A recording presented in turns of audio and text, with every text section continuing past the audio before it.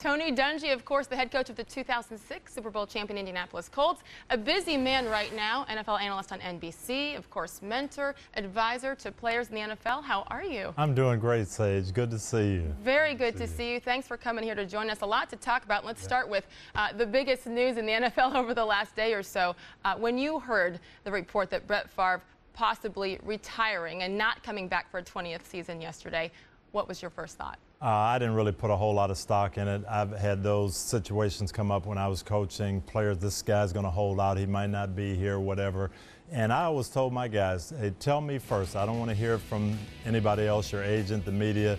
He hasn't told Brad Childress he's not coming, so until I hear it from Brad, I wouldn't put much stock in it. Well, with his decision up in the air, and again, yeah, Brad Childress really does then have kind of a tough job. So as a head coach, how would you try to manage this? Number one, with your quarterbacks, you've got three quarterbacks sitting and waiting, specifically Sage Rosenfels and Tavares Jackson in particular, and then the team as a whole. How do you handle it? Well, it's a tough situation, not one I've ever had to deal with where you had a player that may or may not come, but I think you treat it just like an injury, and you just say, hey, if he's hurt, we've got to move on. We've still got to find a way to win. If he's healthy, you know, he'll be here and play, and I think that's the way Coach Childress is dealing with it.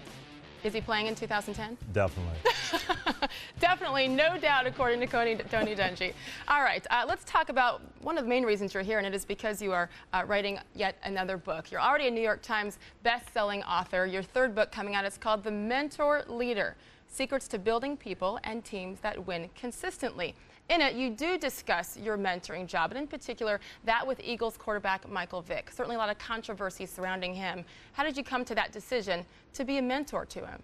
Well, Michael, I knew some people that he was involved with that reached out to me. And Michael is a guy who I think trying to do the right things, looking forward to making amends for some mistakes that he made. And I wanted to help him. And I had an opportunity to do that, and it's been good for me, and hopefully it's been good for him. Seemingly a bit of a setback for him last month, and of course Commissioner Goodell meeting with him yesterday. No disciplinary action coming down the pipe for Vick. Overall, though, how would you assess how he has done so far? I think Michael's year has been very good. I think Philadelphia has been a great situation for him. Jeffrey Lurie and Andy Reid have been the perfect support group for him.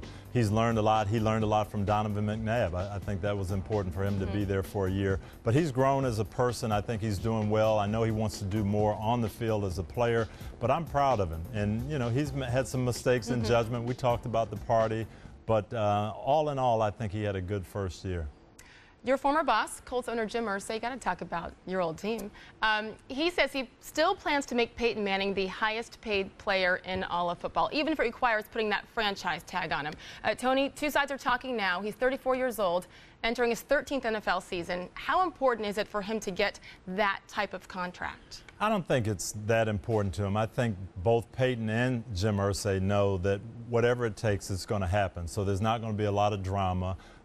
They'll see how it plays out, everything with the collective bargaining agreement. But Peyton's going to be a Colt, and they both sides know it. So the point is, how can we make this happen smoothly and keep the team winning? What about you? Are you sure, Brett Favre? Are you sure you're done coaching? I would not see myself going back into coaching. I really enjoy what I'm doing. I've had a lot more family time. We've got a son now who's a freshman at University of Oregon. I'm looking forward to watching him play the next 4 years. So I'm enjoying life. I really am. Not a definitive no, though. So hey. As definitive as you can be. Okay. Tony Dungy, thanks so much for your perspective on all these things, and congratulations.